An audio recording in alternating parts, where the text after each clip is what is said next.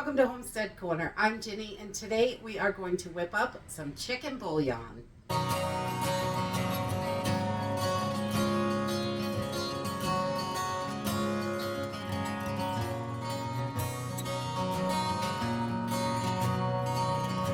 I love the powdered bouillon for soups and flavoring and tons of different dishes. When you don't have chicken stock in your pantry, bouillon really is a wonderful substitute. But the powdered stuff is kind of expensive and the ingredients are definitely questionable. And today we are going to make a low sodium chicken bouillon, because you can always add salt at the end, or if you want to add salt to your bouillon, you can, but I really like the reduced sodium one. And the only sodium that we're going to have in here is from the nutritional yeast, and it is only, let's see, 20 milligrams for 2 tablespoons of this. So that's really low in sodium, and you really can't taste the salt in there, which is great, but you can add salt if you want to. So we're just going to use some simple seasonings that we have in the pantry to make up a chicken bouillon. So let's jump in and get started. So this recipe makes about a pint. I've got this, I think it's a quart jar, Old Smoky moonshine jar. We're going to use this one, and it makes about a pint, so it's only going to be about halfway full, but that gives us plenty of room to mix it right in the jar. Or if you wanted to put it in a smaller jar, you could mix this in a bowl and then pour it into your jar that way. However you want to do it. But this is really so simple and easy. I love this chicken bouillon. We are finishing up some of the stuff we have in the pantry, but I tried a batch of this and I just really love this. So we're going to use 1 cup, and this is only a half cup measure, so 1 cup of nutritional yeast flakes. These are so good for you, and they're delicious. They have a great flavor. I love them just on my popcorn. It's really good. And then we're going to take some onion powder, and we're going to do 3 tablespoons of onion powder, because you got to have some onion in there. That makes it taste good. And these are a little heavy, but we'll try to take it easy on that last one. About 3 tablespoons of onion powder. And then we're going to do about 3 tablespoons of garlic powder as well, because garlic and onions, you must have those in just about everything. That's how I cook anyway. I love me some flavors. And then we're going to use about 2 tablespoons of oregano, and that's about what we have left. So I'm just going to put that right in there. And we're also going to use about 2 tablespoons of basil. If you've got some nice dried basil from your garden, that is wonderful.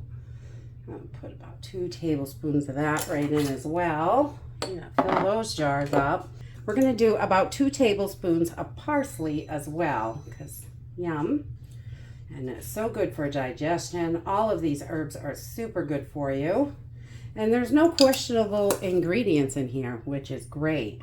And then for our celery seed, we're going to do about a half a tablespoon. This is pretty pungent, so I try not to go too crazy.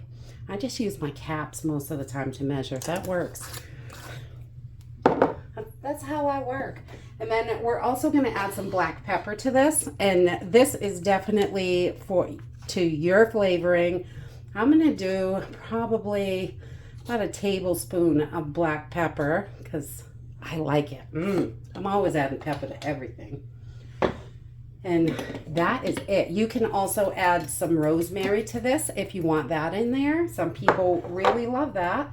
I'm not going to add rosemary to this. I do add rosemary to a lot of my dishes, but not into the seasoning, because it's pretty pungent and not everybody loves it. So we're just going to get this all mixed up in our jar. And we want to give this a really good mix. And you can run this through the blender. If you're worried about your nutritional yeast being a little too chunky, you can definitely run this through the blender and get a smoother powder, which is great. But this works perfectly just like this. And I just throw it right in my soups, because that nutritional yeast is just going to melt when it hits the liquid. It dissolves really good. So that is it. We just want to get this all mixed up really well. Everything's nice and combined. And we've got our chicken bouillon ready to go.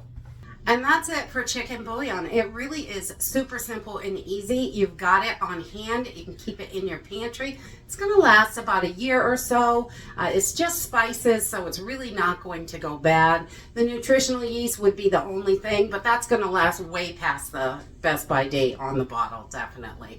I've had stuff for a few years past.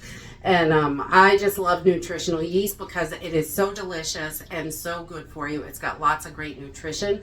And you can add salt to this if that's what you like. You're just going to use this bouillon like any other powdered bouillon, a tablespoon to a cup. Most recipes call for, but however your recipe calls for it, that's it. Bouillon is super simple and easy, and it's great to have these on the shelf. I also made a vegetable bouillon in a video a few weeks ago, and I will link that in the description down below if you're looking for that. But this is perfect and delicious.